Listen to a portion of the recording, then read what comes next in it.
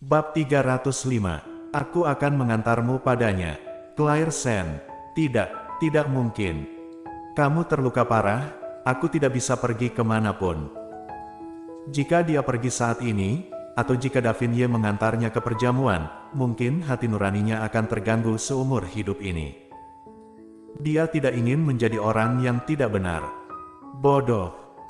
Daphne berbisik padanya dan menunjukkan senyum tipis padanya. Bukankah kamu sangat menyukainya?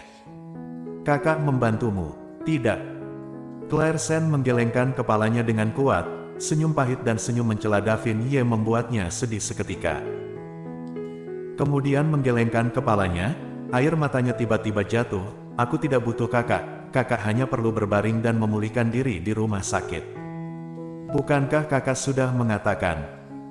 Aku baik-baik saja, ini adalah luka luar, hanya perlu diperban. Ayo pergi, mungkin benar-benar tertunda jika kamu tidak pergi. Tidak, tidak. Claire Sen menggigit keras bibir bawahnya, air mata jatuh. Saya tidak perlu, kakak, apakah kamu mengerti? Bahkan jika aku ingin pergi, aku akan pergi sendiri. Aku tidak akan pernah membiarkan kakak tertua mengantarku lagi. Aku tidak ingin merepotkan kakak tertua lagi. Berbicara sampai akhir, Claire Sen sedikit terisak-isak. Dia selalu curiga bahwa tujuan Daphne tidak murni, tetapi sekarang dia menyadari bahwa dia adalah orang yang jahat. Daphne memperlakukannya dengan sangat baik, tetapi dia selalu mencurigainya dan mengira dia adalah orang jahat. Sekarang dia sangat terluka dan bersikeras mengantarnya ke tempat perjamuan.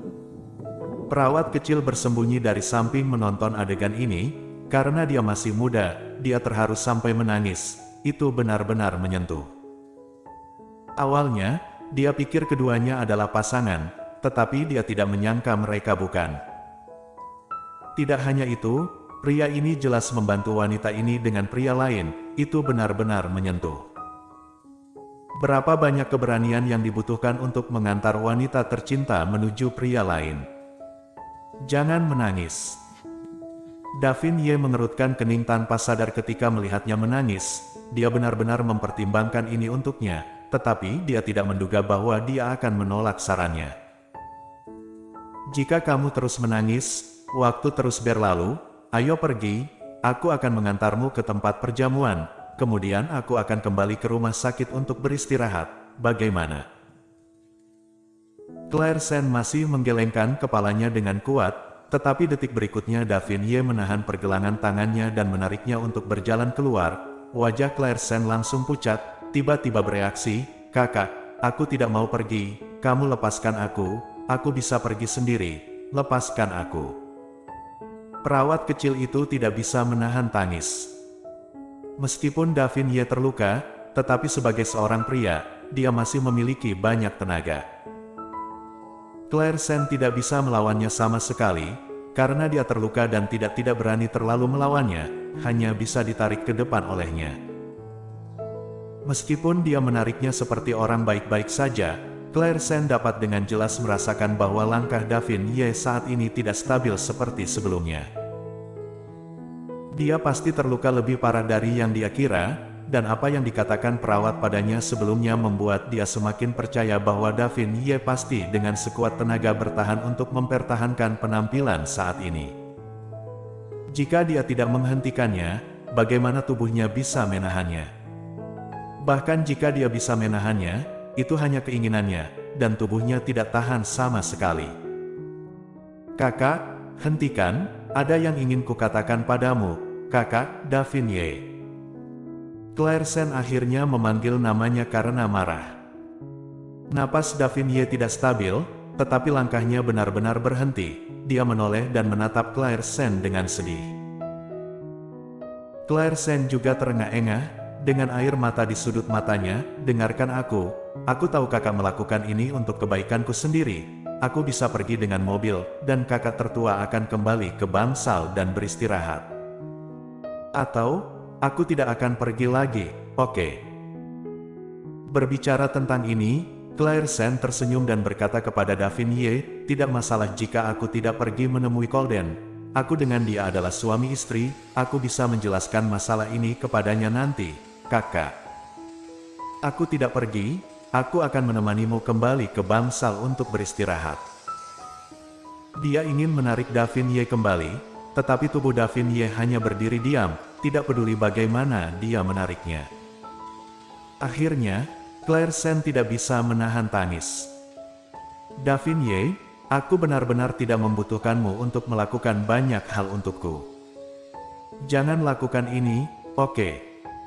Ikutlah denganku dan berbaring di tempat tidur untuk beristirahat. Jika kamu jatuh lagi, hatiku akan tidak tenang selama sisa hidup ini. Davin Ye menatapnya dalam-dalam, kemudian tertawa pahit, kenapa bisa tidak tenang? Aku tidak melakukan ini untuk membuat hatimu gelisah, aku hanya berharap kamu bisa lebih bahagia dan puas. Ayo pergi, sementara jamuan makan belum selesai, biarkan aku membawamu ke gerbang jamuan makan dengan tenang, dan menuju sisinya. Ayo, benar-benar tidak ada waktu untuk tunda lagi, nanti.